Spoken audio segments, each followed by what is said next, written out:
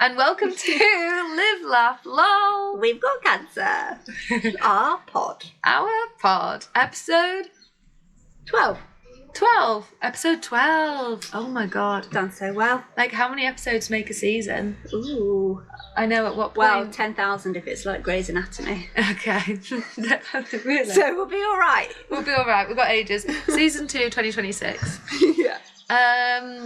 So today we're talking about complementary therapy. Yes, as promised. As promised. And before we get cracking with that, how's your week been? Oh, yeah.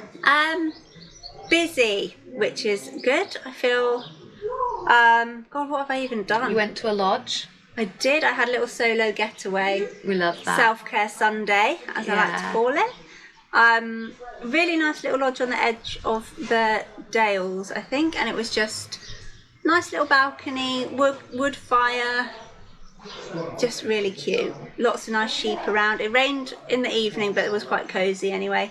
And I woke up in the morning, I did some yoga. Good. With the sheep. So wholesome. And yeah, it was lovely. Just nice and chilled. Thank goodness for you having a good weekend. You deserved it and needed it. Yeah, after the chaos. After the chaos. And yogaing, you've been away. I've been away. I can't decide on these glasses because they look grey. So I love them, but they're meant to be transitional. They're meant to either be see-through or sunglasses, and I just don't think I can cope with the grey. I'm just not sure. Oh, I like them. I'll keep them on for a bit.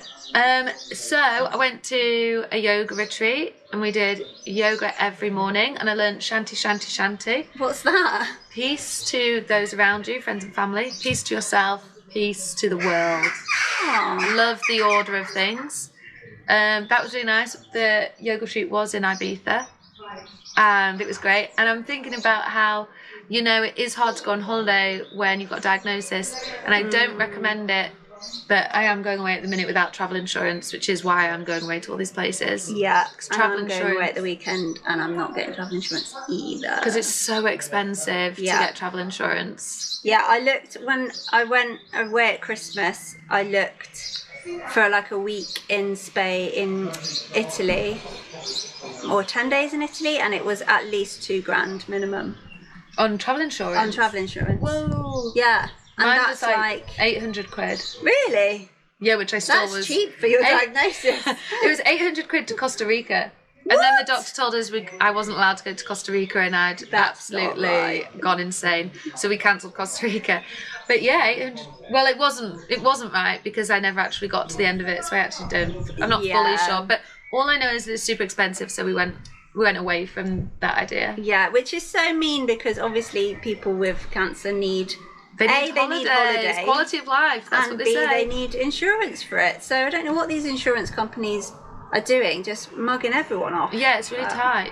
But I heard that the reason you actually need expensive travel insurance is because if I went skiing and broke a bone, they would, if I then went to the hospital and was like, oh no, I've got cancer, they'd be like, oh my God, we have to do so many tests. So they spend loads more money on you. Whereas if I didn't have cancer, they'd be like, okay, just normal tests.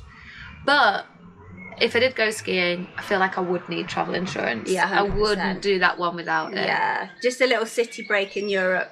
Then we feel fine. Feel okay. Bit of yoga, bit of a swim, bit of a wander. And it's your own risk profile, isn't it? Like how much are you willing to take that risk? And yeah, because I did get sick when I was away at Christmas, and then I just paid Spain. $100 in Spain. Italy. In Italy. Yeah. But you didn't, so you went to in Spain? Where was she? All over the shop. You did a bit of a tour. You did Italy and Spain. Italy for Christmas, and then I tried to do a yoga retreat over New Year. That's it. And then I got sick on the yoga retreat and had to come home. So that was just, the way I thought of it was like booking a last minute flight is 100 and something quid. Yeah, way compared cheaper. to $2,000 travel insurance. So, yeah. That was the best way to do it. Obviously, at your own risk, do that. We don't suggest that you do that. We do not endorse any. And in fact, you know what? That brings us on to this topic, because everything we're talking about today, we do not necessarily endorse. Yeah. We don't really have all the information. We're going to talk to you with the information that we do have, but we are aware that we don't have all the information. Yeah. And in our position, we are just doing a bit like, fuck it. Just fuck it. You might as well try it. Yeah, if it doesn't work, it doesn't work. But it's a case of like, what are you going to spend your money on at this point? It feels like anything that could help is a good place to start. Yeah. Because if it doesn't help, then you're not going to have the money anyway, you know? You're going to pop your clogs. Yeah. So might as well spend it on longevity. Yeah, and that's what anything that we can do to help ourselves, that's the mindset that we've taken throughout all of this, isn't it? So it is. We have been testing the complementary therapies. What I like to think is like, we're not martyrs. You know, like I'm not going to try and make this more difficult than it needs to be. If someone suggests acupuncture, I'll just pay for the acupuncture because I'm fortunate enough to be able to afford it. Although for me with menopause, I can get it on the NHS, but it's a year wait, so I'm paying to have it early. Yeah. But it's like, if someone's just suggesting like counselling, if someone's saying anything might help, I'll just do it. Yeah. I don't want to feel miserable and wallow at home. Someone suggests something, any ideas, anything you've heard, do let us know. We won't necessarily do them. Yeah. But once we've figured out if we think like the risk reward ratio is there, we're willing to give it a go. Give it a go, yeah. So we have tried a fair few. Should we just list them to start with? Yeah, we can do. So you guys hopefully have seen on the Instagram when I was in the little oxygen chamber. That's hyperbaric oxygen therapy, which we tried. Acupuncture we're both doing. Yeah. Obviously diet we've transformed. I think it's episode 8 if you want to check that out. That's good knowledge from you. Or 7, I don't know. One of them. Don't question it. Exercise, that's what I was going to think of. Yeah. We've heard about vitamin C infusion, so we'll touch quickly on that, but neither of us have done that. What else are we doing that's complementary? There's off-label drugs that we're not going to get too into because we don't know enough about the science to talk about, but we can briefly explain what we've learned and what we've chosen for ourselves. Yeah. And then there's another one, you counted 7 earlier. We talked about cold plunges and saunas because, I mean, this is stuff that people say is good for everyone. Yeah. And good for like your mental health. Yeah. As well. Like meditation stuff. Yeah. Yeah, I suppose yoga, meditation and therapy. We've been doing therapy as well. Therapy. So that's just a little bit of what we're going to cover. There's loads of other stuff that people do, and Jess and I get advertised so much stuff on Instagram. Honestly. The supplements, clean air filter, water filter, both of which I have gone for. Which I still want to get the water filter one. Not having plastics in your kitchen. No plastics. Oh yeah. I'm using the microwave less. Stainless steel. Then that goes more into diet as well. Non-toxic like dishwasher tablets and laundry stuff. Yeah, and clothes. We've tried most of it because we got, you know, what's happened to us, retail therapy has kind of been a big part of our therapy. And the skincare stuff. You've got the Whoop ring. The Aura ring. Yeah. We both did Zoe. Yeah.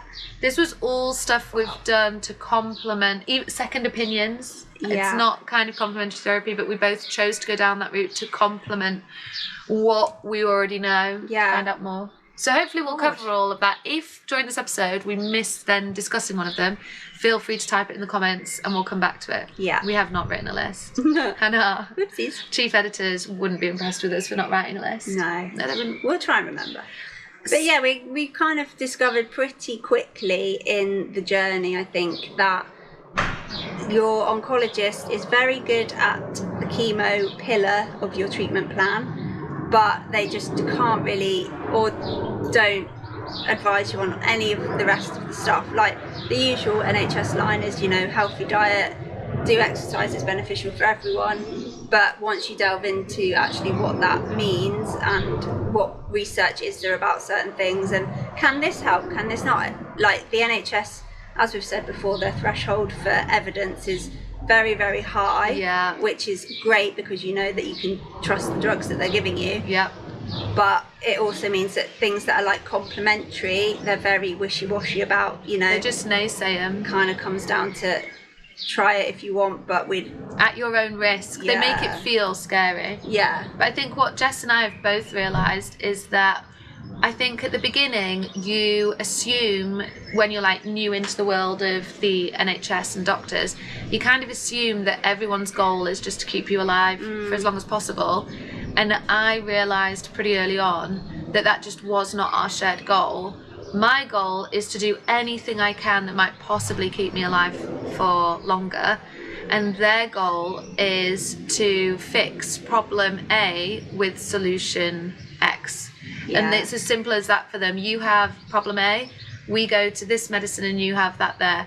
They're not interested in eking out more time. They're not interested in anything else that you're doing on top, because there's no evidence for it, because, you know, the NHS is full, they're seeing so many people a day. Like, we understand why they are unable to help in that way. Yeah. But the fact is that they are unhelpful in that way. And I think a danger for the NHS isn't that the NHS is shit. It's that we as a society are programmed to believe that the NHS is something that it isn't. I always thought the NHS was amazing and they'll do anything they can to help you and blah blah blah, and actually now I understand that I need to be responsible for my medicine, I need to be responsible for pushing, I need to be in charge of my treatment plan, but using the NHS to help me. Yeah. But it's not them in charge, and I think I always thought they were in charge. Same. I kind of thought your oncologist would be the master of your whole treatment plan, but actually they're not. The oncologist is there to prescribe you chemotherapy or ribociclib or whatever drug you need from a medicine point of view to solve that problem. And then when that doesn't work, they move on to the next thing in the protocol, but they've got that rigid system of, this is how we think we're going to cure things or elongate your life through this specific avenue. Yeah. But it's not anything like you can help yourself by doing X, Y, and Z. No, it's not. You have to be in charge of that for yourself. I always thought when I first got diagnosed with cancer that I would have an oncologist, and I didn't. I had my breast cancer surgeon, and when I wanted the full treatment plan, he wouldn't give me a full plan because he could only talk me through surgery, and then it was like, I don't know, you'll go to see an oncologist. So I got diagnosed with cancer, had a surgeon for like July, August, September. I was kind of in surgery for say 3 months with like the surgery team and the breast team for 3 months. And it wasn't until my first appointment wasn't until like 3 months after my diagnosis with an oncologist. So I didn't know my treatment plan for ages, because that it's not like you have one oncologist that sees you through your journey. For me. For you, yeah. Whereas I have had, well, even actually, I started with one oncologist and then she moved hospitals. So then I got a different oncologist. But now this first oncologist is the one that's doing the trials team. But then I've got her back. Oh, have you? Yeah. But and I wonder if you went to surgery or something, if you'd see a different doctor then. Yeah, I didn't. Yeah, it would have been surgeons. Yeah. So it all changes, but they all have these MDTs, multidisciplinary team meetings, where they are all meant to like your surgeon, your oncologist, your nurse. They all kind of get together every week and they go through each patient. So they do all discuss it. Yeah. But you're like, I don't know how long you've discussed it for. I don't know how well everyone knows me. I don't know which oncologist went to that meeting, because I'm seeing like 5 different oncologists. Yeah. Just whoever comes in. So you do have to be, you're in charge of your own results. Yeah. And your own treatment plan is what I was meant to say. Yeah. So that is why Jess and I have been trying all the complementary therapies. Woo! Well, we tried. Well, let's talk about acupuncture, because we're both doing acupuncture. Okay, yeah, let's begin. And again, I think this is one that the NHS is like, we don't like. They recommend it for. I think it's quite good generally for pain stuff and. Did you get stress. prescribed it? I think I could have been offered it, but it was a year wait as well. Did you sign up? No, I don't think so. I've put my name down. I should have done, but I'm hoping in September, October, they will ring me to say my free stuff can start. That's good. Yeah, I really should have done that. You could still do it, and then for next summer. Yeah, true. But also, once you find an acupuncturist, do you ever want to leave? Yeah, I do really like my acupuncturist. So it's similar for those that haven't done acupuncture, and actually a few of my friends have done it for fertility things as well. That's where we began, because we were talking and you were the one that first suggested acupuncture. Yeah, because a lot of my friends, they swear by it for the fact that it regulated their hormones, allowed their periods to come back, and allowed them to get pregnant. And when I walk into I was about to say the same. Yeah, there's a big board full of like, thank you, and pictures of babies. It feels like they must mostly have people for fertility, because it's all baby thank you cards. Yeah. And it worked really well for your friends that have used it. Exactly. And if anyone watches The Valley, which is trash TV, one of those people used it and it worked for them as well. Must be true. But it might be one of those thing where it's like users bias type thing where the people aren't talking about it when it doesn't work. Yeah. So you only hear when it works well.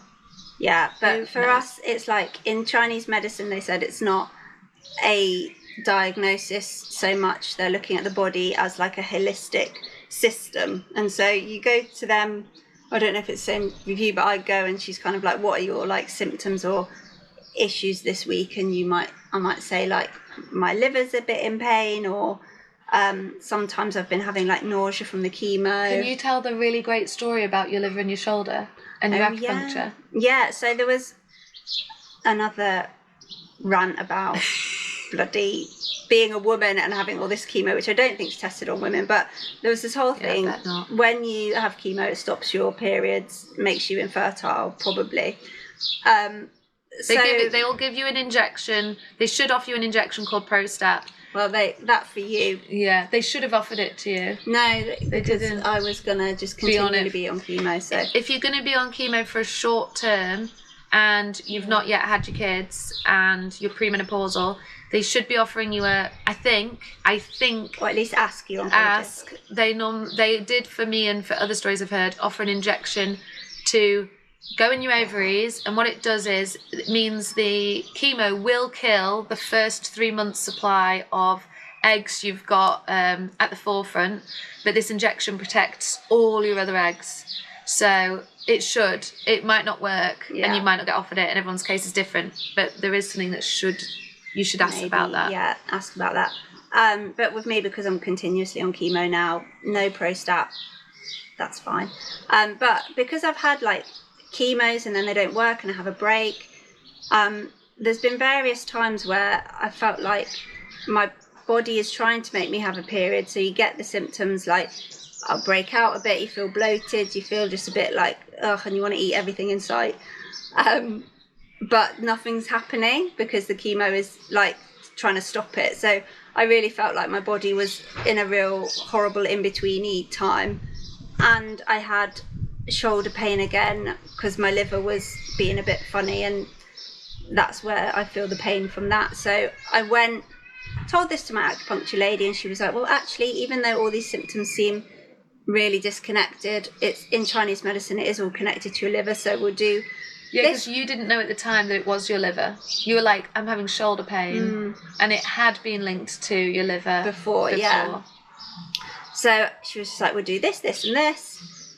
And then the next day, my shoulder pain went and my period started. So I was like, what an amazing acupuncturist. A miracle. So I don't know if that was the case or if, I don't know. But I just thought acupuncture really is so good. Well, I had my very first acupuncture session. So I've gone headfirst into the menopause. So quick stop. So I feel like in my first few months before I started acupuncture, I was having, honestly, no exaggeration, like 8 or 9 hot flushes a night. And what would happen is I'd get too hot, take all the covers off, then I'd be too cold. So you're restless because you're too hot, but then you're restless because you're too cold. Anyway, it just wasn't sleeping. So I go to this acupuncturist and I'm like, the hot flushes are unbearable. So she pins me, blah, blah, blah. She puts one in my wrist here, but we don't do this arm because of my implant and my surgery. And they took some lymphs. I think it's actually to do with the lymphs. Anywho, so she puts it in this arm, and at the end, she takes all the pins out, including this one. There's a big red circle around it. And she says, oh, a lot of heat's left you. It's left a big red mark. I'm thinking, what bullshit.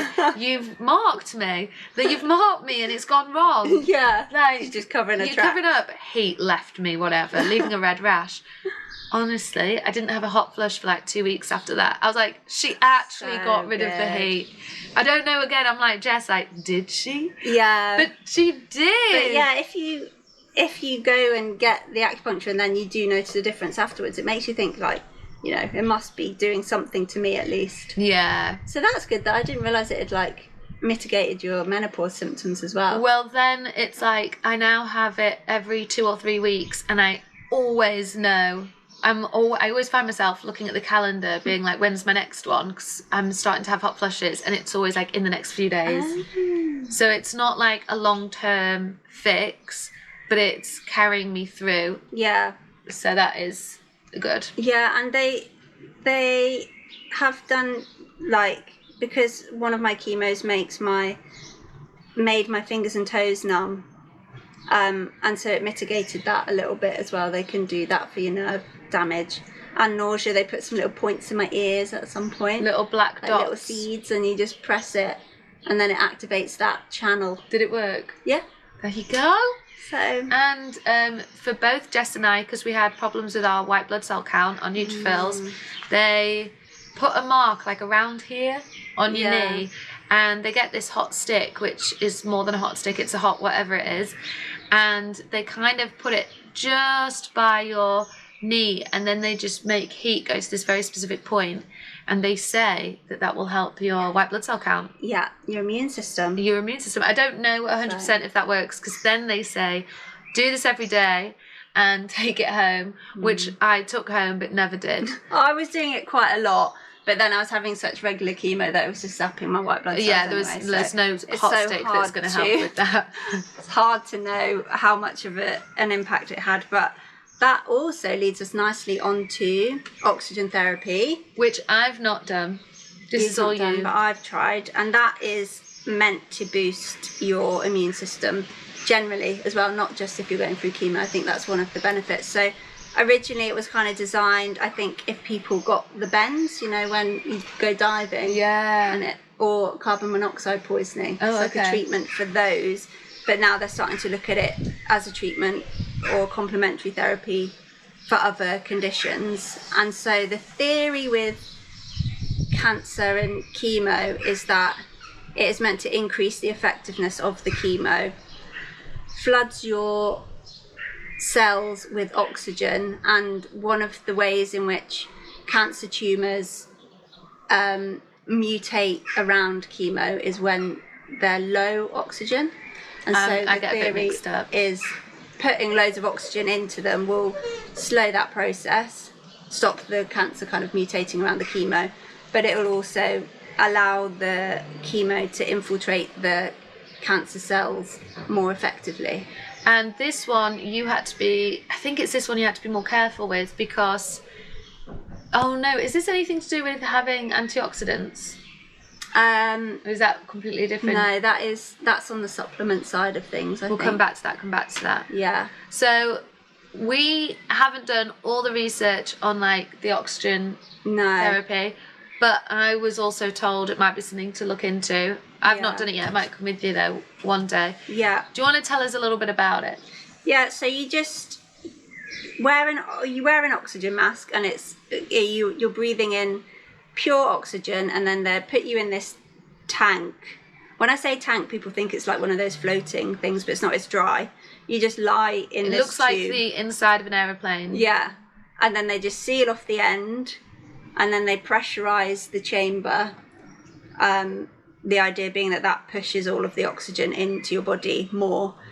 So it takes about 15 minutes. They'll bring it up to pressure, which I don't really. Sometimes it pops your ears, like when you're on an aeroplane, but most of the time I don't feel it. And then you just sit in there for an hour. You can do 90 minutes, but I feel like an hour is fine. An hour is enough to with get your going. Own thoughts. Yeah. You've got your book. Yeah, you can bring your phone and your book and stuff in with you. But I was trying to be good and read and do some meditation. Oh, you're so good. Then you're in there for an hour, and then they'll bring it back down to pressure for 15 minutes. So because it's kind of doing stuff to your cells, you don't really feel anything immediately. The only thing I did feel is if anyone's done like hot, cold contrast therapy, when you're knackered afterwards, you just makes you sleep really well. It just makes you really tired, so just Which is slept weird. well that night. I feel like I wouldn't have expected you to say it made me sleep well. But even maybe it's just because you're not doing anything for an hour. Do you think it could even be a bit of that? Yeah, I don't know. I feel like it was more, I do feel more physically tired than just like, you know, when you've just been bored for an hour and you want to have a nap. Yeah, okay. How many times a week or how frequently, thank you, are you doing it? Well, I asked the lady at the centre and she said, do it like 2 or 3 times within the first fortnight, and that'll kind of get your body up to higher oxygen levels, and then you can do it once every 2 weeks. But she did say it depends what you're trying to treat. Okay, like if you've got like an injury or something, they might encourage you to go in and do it a bit more. And you said the sports people go in. Yeah, apparently it's very good for, I don't know if it's connected to the immune system thing, but it's meant to be very good for healing, like recovery, sports recovery, operation recovery. Like they say that it's good for that as well. So I guess if your cells are using oxygen to do their main functions and you're just increasing the oxygen level in your body, then it will speed up a lot of those processes, I think, is the theory. But having said all of this, we are not advertising for you to go and do that. Yeah. Because this is us without reading all the papers, without knowing all the information. Someone might comment something or might not comment it and just keep it to themselves about something else that we don't know.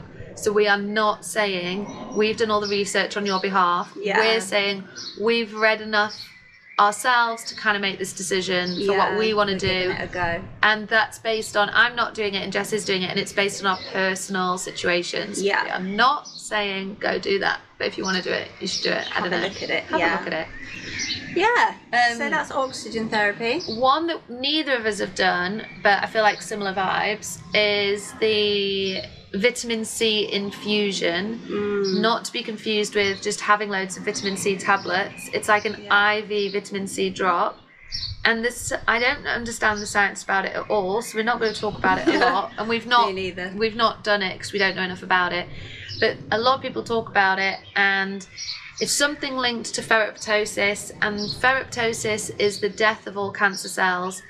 And you've got to be really careful, because obviously if there was the death of all cancer cells, you'd expect that all of that was available through medicine. Yeah. If it was as simple as that is how it works, then it would be known and we would have access to it on the NHS. So we're not that confident about it, but we also don't know enough about it, and I assume there's something there that means it's worth looking into and worth reading. So we won't bang on about that because we don't know anything, but you might hear people say vitamin C infusions. Vitamin C infusions. And I think this goes in, for me, it goes badged in the same group as supplements, which you also get loads of like advertising about. Oh my God, soursop. Soursop. You'll cure your cancer. It cures your cancer. Take vitamin C and you'll cure your cancer. You get loads of videos. My granddad had stage 4 terminal incurable cancer. He did these 3 things, and here he is a year later. And you're like, okay, well, we're all hoping to be here a year later, first off. But then they do that thing of like videos of him like looking like he's having fun, and then like you have to watch for like 90 seconds until they say, so thing number 1 is like soursop, thing number 2 CBD oil, and thing number 3, I don't know what it is, like vitamin D. It's all, and you're like, really? I know. The soursop thing, the science for soursop at the minute, all I can see is people advertising it on Instagram.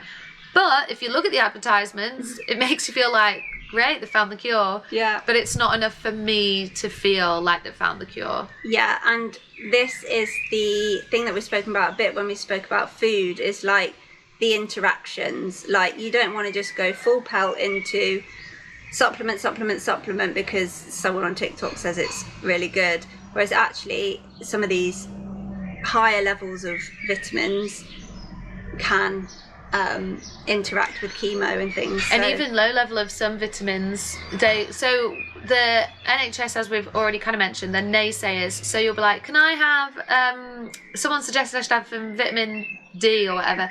Oh, well, we're really not sure about that. That that could be a problem. Yeah. And then they'll go to the pharmacy and they'll say, please can you check this vitamin against the particular drugs this person is having. So absolutely no one's the same. Yeah. Even cancer patients with the same diagnosis probably aren't the same because everyone's on a different cocktail of drugs. Yeah. So you go to your breast cancer nurse or cancer nurse and your oncologist and you say, can I have vitamin D? And then they'll say, hopefully, they'll either just say no, or they'll be like, we need to check with the pharmacy. And then the pharmacy will say, either absolutely not, it interacts with your drug.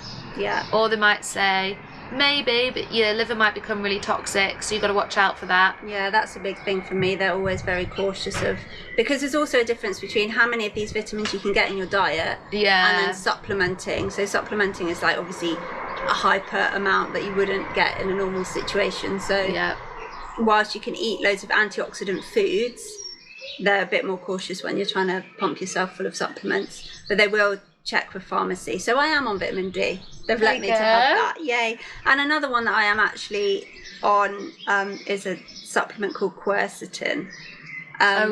So this was, again, I'd seen a study that had said it's got some potential benefits for colorectal cancer, but it was all done in the lab. So it's all done in cells in little petri dishes. Not tested on humans. There's not a clinical trial, blah, blah, blah. But I found a science paper that said it, sent it to my oncologist and was like, can I try quercetin? And he said yes, and he couldn't find anything that showed an interaction with the chemo. So let me kind of have that, but I think it's because it's, you know, a supplement and he's managed to have a look at it. Yeah. And they can find out. They can find out often if it's a common supplement, if it interacts with your drug. But if it's something a bit quirky, they might not find it. Yeah.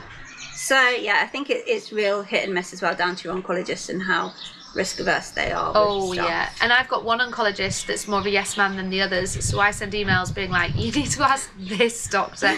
Please don't bother asking the others because they're just going to say no. Blanket no. It is a blanket no. I got fuming with all the blanket no's, but I think I've told that story, so I won't go into it now. I think that was on the food episode.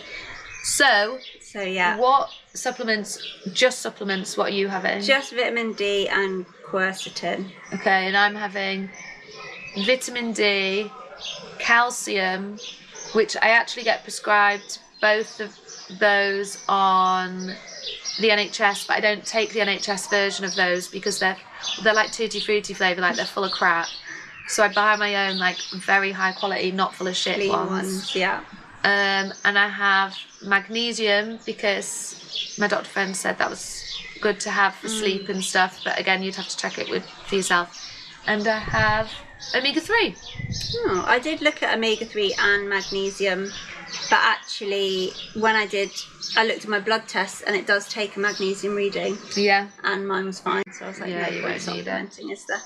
And that is the good thing. You're getting regular blood tests when you're doing all this stuff as well, like every 2 weeks. And you're really good. Jess prints hers off and creates a spreadsheet, which I'm actually really jealous of how organised that is. Yeah, it's just to see, because my liver is the problem. Like, I need my liver to process. Your liver is what processes all of the drugs, and my liver is full of tumours. So if it's not functioning... then I'm in trouble. Yeah. So I like to keep an eye on my liver hormones, which are always a bit fucked, but as long as they're like within my fucked range, then we're fine. Yeah. You've got a new range of fucked. Yeah, I mean, the max on one is like 1 to 130 is normal range, and mine fluctuates from like 400 to 600. So if we could just keep it near 400. Yeah. Yeah, your liver's like, please help me. Like, had enough now. But it's getting there. But yeah, so that, I think that's the main thing also when looking at new drugs, supplements, etc., is how it interacts with your liver. And that is why they've also said about Chinese medicine and mushrooms. That was a strong crazy no mushrooms. No, not crazy mushrooms. Like, you know, all these mushroom teas and okay, because I have mushroom coffee every morning. So what are we saying? Well, when I was looking at doing Chinese herbal medicine, my oncologist was like, some of the mushrooms that they prescribe in Chinese medicine are known to flare your liver.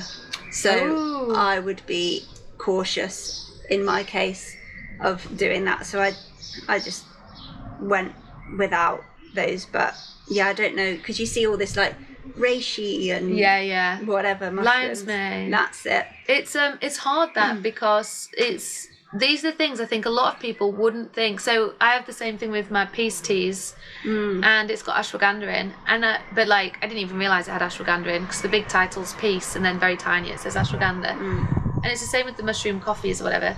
I don't think you would think to tell your doctor that you were having them, because you're just like, it's just a drink like you bought from Morrison's. It's not like I've gone to even a pharmacist to buy it. Yeah. So it is, I think it's crazy really the amount of stuff you need to check with them. But then this always brings me back to, that's why it's so important about what we eat. How can they be so fussed about a mushroom coffee and all of this, but then not talk to us about our diet? Yeah. Doesn't make sense to me. So other stuff we found from Instagram are water filters and air filters. Yeah, which I have got both. So I was looking for a deal on an air purifier. Yeah. Thought I was getting a bit of a bargain at 100 quid, but still 100 quid. Wow, 100 quid. What a bargain. What a bargain. And it does it clear your air, or does it just tell you if your air is clear? No, it's not. Well, that would be so pointless if you just had a machine that just said, you're living in shit air. Yeah. What are you going to do about it? Checking. I worry that I live in shit air because I'm in a valley. Well, I thought, because I'm right next to a really motorway, busy road. Or a gyratory, whatever we call it, a gyratory. Northerners call it. We do. That I would be in a danger zone. As soon as I plugged it in, it just said, your air quality is great. So I was like, well, fabulous. That's like 100 quid, just totally wasted. Peace of mind. But either it's 100 quid because actually it's incorrect, but you'll never know. Or it's 100 quid and it's cleaning your air and your air's great. Yeah, it has gone red a few times when I've been cooking and it's been smoky. Well, perfect. That means it definitely works. So I know that it is working, and it's meant to filter all the dust, and like mold spores are a big thing as well. Apparently, they're really bad for you. So it's meant to filter that. So yeah, let's hope it's doing something, because that was peace of mind. If not, this is what I mean though. Like, if you've got 100 quid and you've got this diagnosis, you are spending it on things that might help. Because if your air's not clean and you're worried about mold spores, you bring it up with your landlord, or you move, or you do something about it. And then a water filter. Yeah, we both got advertised for the Bear Grylls one. Yeah. But it seemed a bit complicated to me. Yeah, I actually ordered it, and he was like, oh, it's super simple to install. You just plug in this bit and plug in that bit under the sink. But then I don't know what my landlord has done under the sink, but it's chaos in there, and I couldn't figure out how to do any of it. So I just sent it back because I'm lazy, and I was like, I shouldn't be paying to install this myself. Agreed. Bear Grylls. I've seen another one called Pure, which I'm interested in because you attach it to your tap, which isn't ideal because it looks ugly. Well, it doesn't look that bad, but like it looks uglier than if it's hidden. But I'm just not sure I'm ready. But actually, quite a lot of my friends now have water purifiers, water filters. Not the jug. I'm sure you all have seen that actually you shouldn't get jug ones because of microplastics or whatever reason. So you're meant to get it in the tap. So that's something that I actually do think's a really good idea. I think it is hard to find one. When you start Googling it, they're all doing different stuff and different good stuff. But I think that is something that I'll go in for. Yeah, so I've got a Berkey one, which are like the ones that you see when people bring them camping, and they're like a bit extreme. Like, you're meant to be able to put river water in it, and then I've got one of those. Really? Like a plastic bottle one? No, it's like that big metal one on the end of my cabinet. And it's got two carbon tubes no, I in don't it. have one of those. Yeah, that's huge. That's like one of those hot water things in a staff room.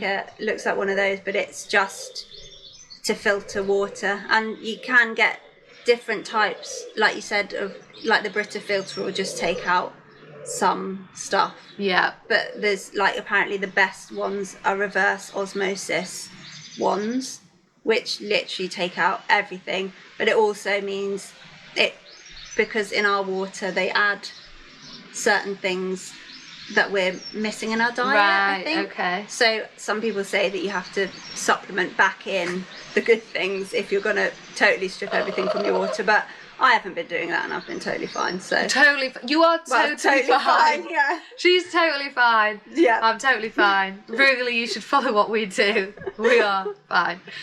So that's water filters. Yeah. I was going to say something on that because now you can buy water bottles, like plastic ones. I actually don't buy the plastic stuff if I can help it.